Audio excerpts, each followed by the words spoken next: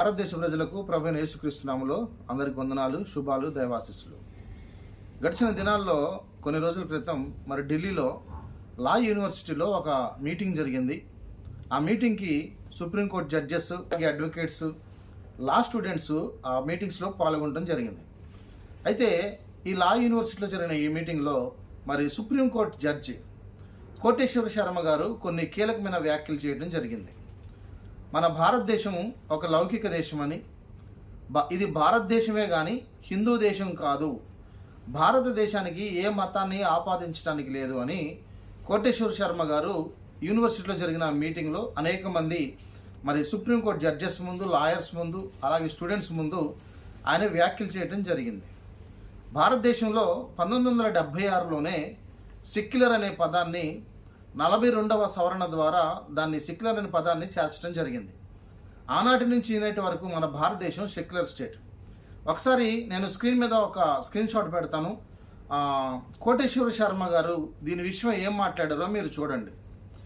భారతదేశము ఒక లౌకిక దేశమే కానీ భారతదేశము ఏ మతాన్ని భారతదేశానికి అంటగడటానికి లేదు, ఈ మత ప్రాతిపదికన భారతదేశాన్ని చూడటానికి లేదు, వివిధ మతాల వాళ్ళు, కులాల వాళ్ళు ఈ భారతదేశంలో ఉన్నారని చెప్పి కోటేశ్వర శర్మ గారు వ్యాఖ్యానించడం జరిగింది.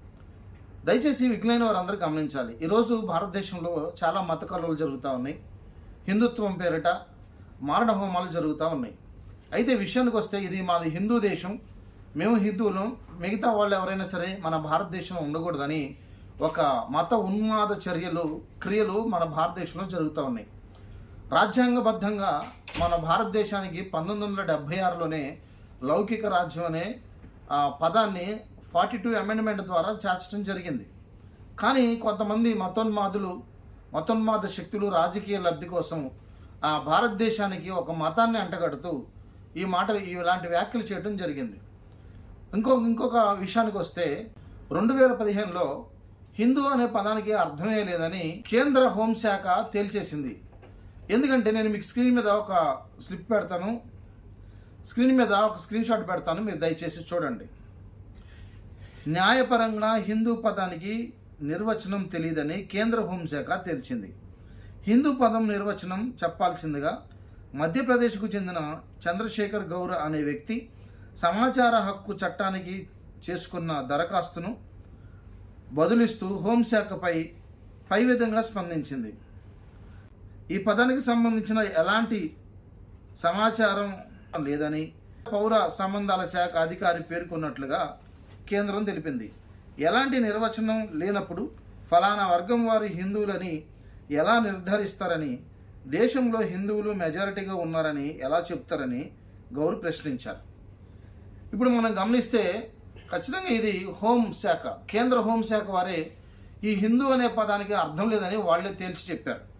అంత మాత్రమే కాదు, జెనీవాలో జరిగిన యూనివర్సల్ పీరియాడిక్ రివ్యూ సందర్భంగా సుప్రీంకోర్టు జడ్జి ముకుల్ రోహత్గతి మాట్లాడుతూ భారతదేశం ఏ మతానికి కుమ్ముకాయని ఒక లౌకిక దేశం, ఇక్కడ అధికార మతం అంటూ ఏదీ లేదు అని స్పష్టం చేశారు.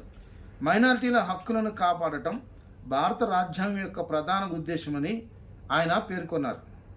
వివక్షకు తావులేదు. భారత పౌరుల మధ్య కులం, మతం, వర్ణం లేదా ప్రాంతం ఆధారంగా ప్రభుత్వం ఎలాంటి వివక్ష చూపదని ఆయన ఐక్యరాజ్య సమితి వేదికగా ప్రకటించారు. ప్రతి వ్యక్తికి తన మనస్సాక్షికి నచ్చిన మతాన్ని అనుసరించే స్వేచ్ఛను రాజ్యాంగం కల్పించిందని వివరించారు. ముకుల్ రోహత్గి గారు జెనీవాలో జరిగిన ఈ ఐక్యరాజ్య సమితిలో కూడా ఇది స్పష్టం చేయటం జరిగింది. మా భారతదేశం లౌకిక దేశం అని, అక్కడ హిందూ అనే పదానికి అర్థం లేదు, అన్ని కులాలు, అన్ని మతాల వారికి గవర్నమెంటు అంటే ప్రభుత్వము సమాన హక్కులు కల్పిస్తుందని ఆయన కూడా ఐక్యరాజ్య సమితిలో మాట్లాడటం జరిగింది. ఇలాగ మనం గమనిస్తే ఇన్ని రకాలుగా సుప్రీంకోర్టు జడ్జెసే హిందూ అనే పదానికి అర్థమే లేదని చాలాసార్లు వాళ్ళు తెలియపరచడం జరిగింది. కానీ మన భారతదేశంలో మేము హిందువులం, క్రిస్టియన్స్, ముస్లిమ్స్ మన భారతదేశంలో ఉండకూడదని చాలామంది మతోన్మాదులు ఈ విధంగా మాట్లాడటం చాలా దారుణమైన విషయం.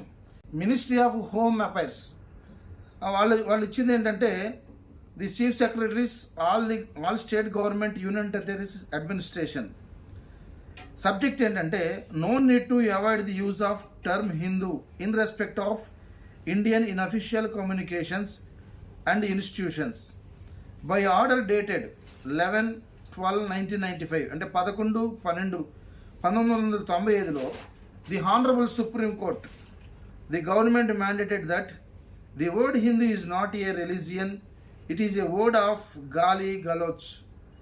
The Shivalinga penis is an also absence word in expressing and exhibition of the public places. అంటే ఇక్కడ మినిస్ట్రీ ఆఫ్ హోమ్ అఫైర్స్ వాళ్ళు కూడా 1995లోనే హిందూ అనే పదానికి అర్థం లేదు, హిందూ అనే పదాన్ని వాడకూడదు, మతపరంగా కానీ మన దేశపరంగా కానీ ఆ హిందూ అనే పదాన్ని వాడకూడదని ఈ మినిస్ట్రీ ఆఫ్ హోమ్ అఫైర్స్ వాళ్ళే దీనికి ఆర్డర్ ఇవ్వటం జరిగింది. కాబట్టి ఇవన్నీ గమనిస్తే మనకి ఏమర్థమవుతా ఉందంటే భారతదేశమే కానీ హిందూ దేశం కాదు. భారతదేశంలో అన్ని మతాల వారికి సమాన హక్కులు గవర్నమెంట్ కల్పించింది, రాజ్యాంగం మనకు కల్పించింది.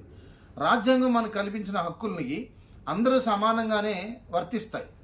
అంతేగాని హైందవత్వం ఎక్కువగా ఉందని చెప్పి వాళ్ళు మెజారిటీ పీపుల్ అని రాజ్యాంగంలో ఎక్కడా చెప్పలేదు. మన భారతదేశానికి ఒక మతాన్ని రాజ్యాంగం ఎక్కడా అంటగట్టలేదు. మన రాజ్యాంగంలో అన్ని మతాల వారు భారతదేశంలో ఉన్న వారందరికీ సమాన హక్కులు కల్పించాలని రాజ్యాంగం మనకు చెప్తుంది. కుల ప్రాతిపదికన మత ప్రాతిపదికన వివక్ష చూపకూడదని ఆర్టికల్స్ 25 అలాగే ఆర్టికల్ 16 ఆర్టికల్ 15 ఇవన్నీ మనకు అవే చెప్తా ఉన్నాయి. కాబట్టి భారతదేశ ప్రజలందరూ ఈ విషయాన్ని గమనించాలి.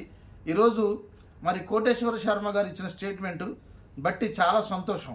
ఎందుకంటే చాలా ఎప్పుడో ఇచ్చారు కదా తీర్పులు, ఇప్పుడు కాదు కదంటే ఆయన రీసెంట్గా చేసిన వ్యాఖ్యలే నేను మీకు ఆల్రెడీ స్క్రీన్ మీద పెట్టాను. ఇది కూడా ఎక్కడ లా యూనివర్సిటీలో ఈ సుప్రీంకోర్టు న్యాయమూర్తి అయిన కోటేశ్వర శర్మ గారు దీని గురించి వ్యాఖ్య చేయడం జరిగింది. భారతదేశం అనేది హిందూ దేశం కాదు, అది ఇక్కడ పదం కాదు అసలు. ఈయనే కాదు చాలామంది జడ్జెస్ కూడా అలహాబాద్ కోర్టు కూడా దీనికి స్టేట్మెంట్ ఇచ్చారు. హిందూ అనే పదానికి అసలు అర్థమే లేదు అని సుప్రీంకోర్టు రాజ్యాంగం కూడా చెప్పడం జరిగింది.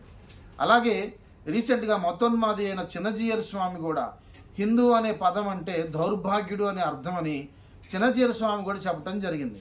కాబట్టి విఘ్నులైన భారతదేశ ప్రజలందరూ ఈ విషయాలు గమనించి ఇది లౌకిక దేశం కనుక ఇక్కడ ఏ మతాలు అతీతం కాదు, ఏ మతం తక్కువ కాదు, ఏ కులాలు అతీతాలు, ఏ కులం తక్కువ కులం కాదు. ఈ భారతదేశంలో రాజ్యాంగం అందరికీ సమాన హక్కులు కల్పించింది. ఆ హక్కులు అందరూ ఉపయోగించుకోవచ్చు. కాబట్టి మతోన్మాదులైన వారు కూడా ఈ విషయాలు తెలుసుకోవాలి. రాజ్యాంగం ఏం చెప్తా ఉంది, రాజ్యాంగంలో ఆర్టికల్స్ ప్రకారం ఏమేమి మత స్వేచ్ఛలు కల్పించినాయో అందరూ తెలుసుకోవాలని నేను తెలియపరుస్తూ సుప్రీంకోర్టు జడ్జి ఇచ్చిన తీర్పు విషయంలో ఇది చాలా సంతోషిస్తూ నా మాటలు ముగిస్తున్నాను. Praise the lord.